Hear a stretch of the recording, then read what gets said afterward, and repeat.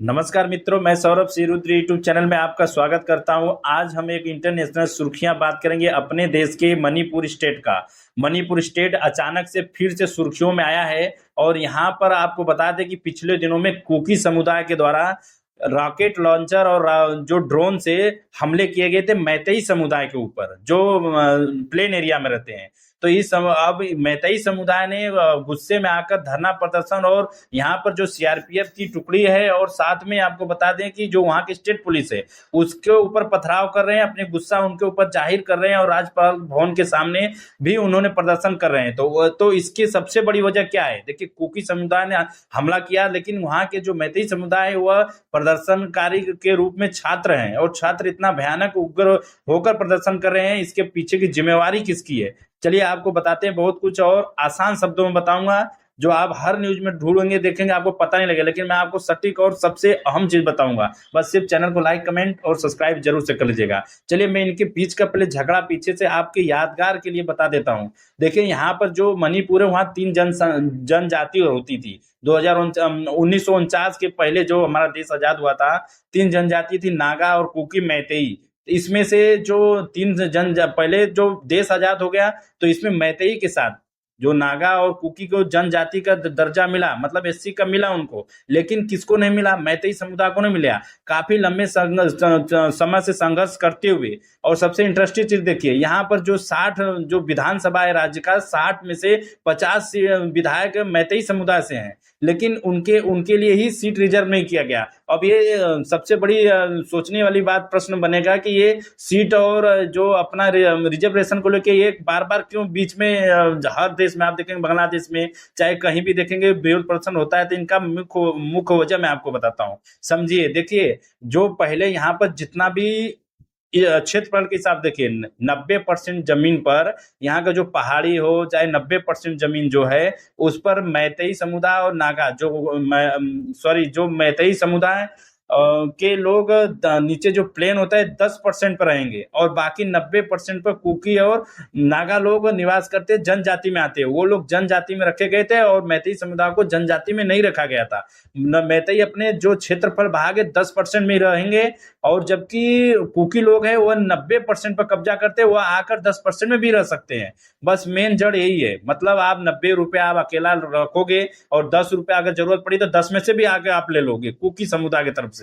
यही जड़ था। तो इसमें हाई कोर्ट का जजमेंट आया, आपको बता दें, और उसमें ये बोला कि नहीं, इनको भी एससी में डाला जाए, जनजाति में डाला जाए मैतेई समुदाय को, और समान अधिकार मिलना चाहिए मणिपुर में।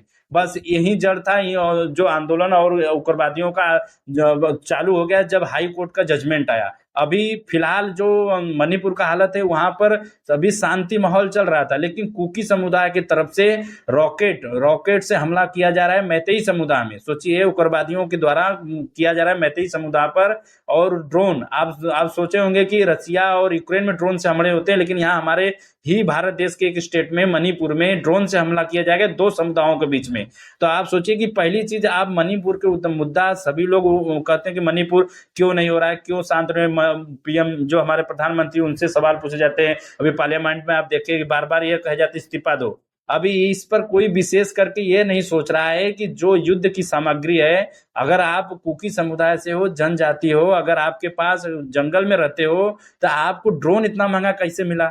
और सबसे बड़ी वजह है कि आपको रॉकेट कैसे मिला? आपको इस पर कोई विचार नहीं करा इनको। या तो आप आपके जो बॉर्डर शेयर करता है हमारा इंटरनेशनल बॉर्डर म्यांमार है, बर्मा, या तो कोई पीछे से दे रहा है आपको लड़ने के लिए, या इतनी बड़ी बड़ी महंगी आप एक जनजाति पर अगर प्रयोग करोगे तो उसका विनाश तो होना होना, साथ में उसको भयानक वहां पर जितने उपस्थित हैं सभी बच्चे, महिलाएं, जो भी बुजुर्ग, सबको मारा जा रहा है। तो ये एक प्रकार का सोची सजी साजिश है। तो अब मैं आपको बताता हूँ कि यह जो मैतेई समुदाय के जो है वो सरकार पे क्यों विरोध करे। देखिए, सरकार वहाँ के जो मुख्यमंत्री है बीरेंद्र सिंह, उनकी 5 मांगे मुख्य हैं। पहली बात कि उनको यूनिफाइड कमांड दिया जाए, मतलब राज्य को पावर दिया जाए। यूनिफाइड कमांड का मतलब है सीआरपी। तो देखिए, स्टेट का तो सुनेगा नहीं, मुख्यमंत्री का तो सुनेगा नहीं, गृह मंत्रालय का उनका सुनेगा।